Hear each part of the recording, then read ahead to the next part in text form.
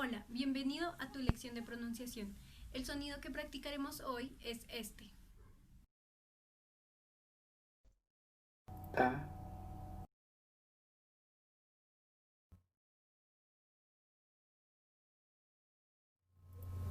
A,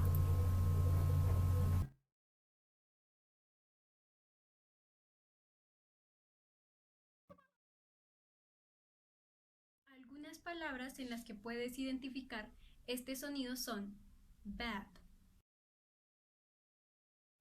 can, man, cat,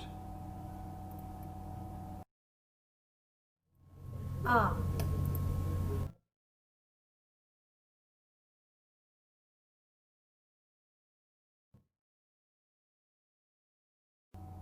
pad, Ad,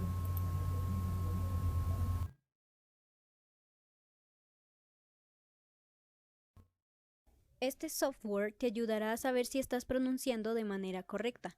A veces imitamos los sonidos que escuchamos pensando que los entendimos y los pronunciamos bien, pero en verdad no es así.